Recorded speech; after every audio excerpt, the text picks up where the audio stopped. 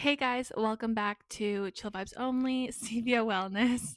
My name is Allie, and in today's video, I'm going to be sharing how I was able to save over $40,000 for my emergency fund and how I have that grow $1,000 every single year without me having to touch it.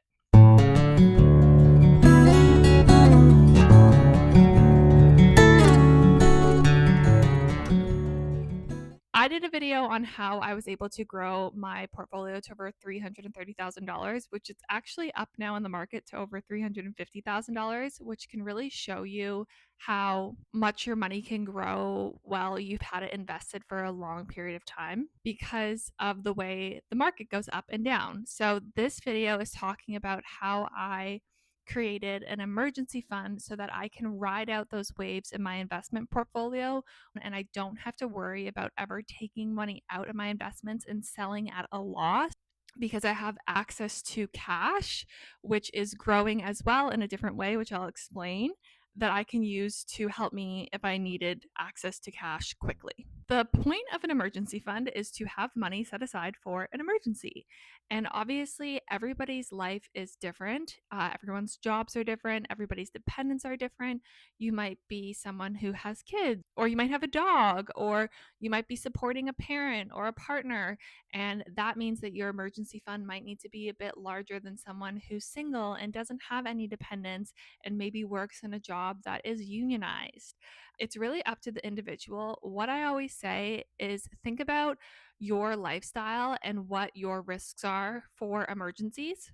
Traditionally, they say you want to save anywhere between 3 to 6 months of living expenses. For me personally, I like to save on the higher end. I would like to have at least a year worth of living expenses if I needed it. You want to be able to have cash accessible to you. So if there was an emergency, you wouldn't have to touch your investments if they were at a low. In order to be able to do that, you have to have an emergency fund. And I strongly believe that everybody should start saving their emergency fund as soon as possible. Emergency fund can be used to fund you if you lost your job, if your car broke down, if you had an unexpected bill come up. This is the amount of money that you have where you can quickly deal with the problem and then work to add that money back to emergency fund when you can so you have that safety net. Now, the way I was able to save my emergency fund to over $40,000 was through using banks and high interest fees to my advantage. So, what I would started doing when I first started making money and having my own job is I would put X amount of dollars away into my investment account and X amount into my savings. When I first started, it was more of like a 50-50 split. And then as I started to build up that emergency fund, I transitioned more to putting more money into my investments because I knew I had that cushion there. Now, when you put your money into an emergency fund, you want to open up an account that's going to have a high interest rate, which means that the bank is paying you interest to store your money with them. When you put your money in a bank account at a bank, yes, you have access to it and yes, you can withdraw it at any time, but the bank is using your money to make money. Part of what they'll do to incentivize you to bank with them and to put money in these high interest savings accounts is to give you interest on the cash that you put in. Now, this is taxable income, so you do have to report it on your taxes, but you are making basically free money just by leaving your money in these accounts. And you have the benefit and perk of being able to access it at any time. So it's not in a registered account. There's no rules about when you can take it out. It's not connected to a stock that might be going up and down. It's simply just cash that's earning you interest by giving it to that bank. And banks have really great deals for trying to get you to open accounts with them. And one of the strategies that I would recommend you use is to look around and see what banks are offering the highest interest rates. So, for example, right now I bank with Wealthsimple. My interest rate on my emergency fund is 2.25%. So that means every single month I earn 2.25% on the money that I leave in that account or that I put into that account. So having $40,000 in my account is making me $1,000 every single year by doing absolutely nothing. I just leave the money in the account.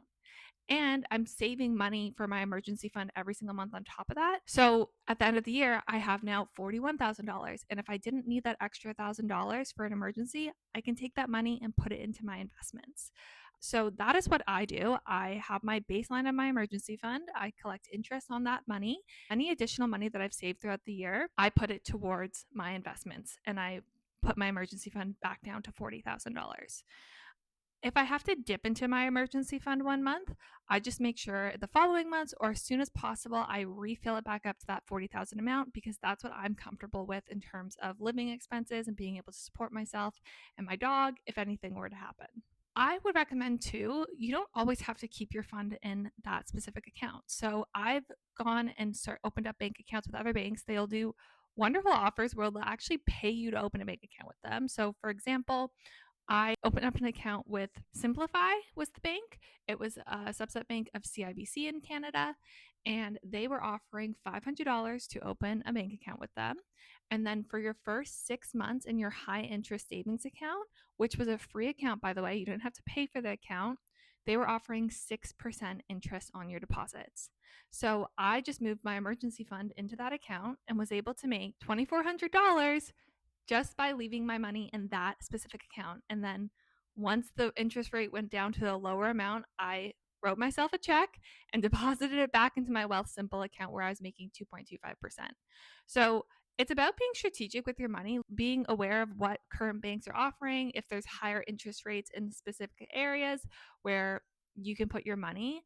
I highly recommend doing that, just always making sure that you have access to that money. So obviously, if I needed that $40,000 within the 6 months, I could take it out. I wasn't going to make the remaining interest on it. But you can see how powerful it is when you have a large chunk of money to make money off of it. And that is how I recommend you treat your savings account. Obviously, to get it up to $40,000 takes time and discipline. I would recommend starting out by taking it anywhere from 10 to 20% of your paycheck every month and putting it into an account that you call your savings account. Don't touch it, don't look at it, and just watch that money slowly grow over time.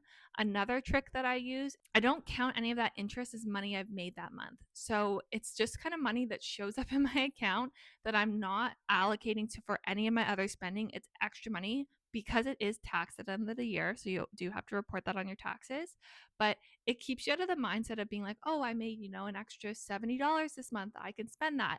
No, that's money that's just saving in your emergency account, helping it grow till you get to that base amount. And then you take any of your additional revenue made off of it and put it into your investments. I found that worked really well for me. I've been able to create a soft cushion for myself.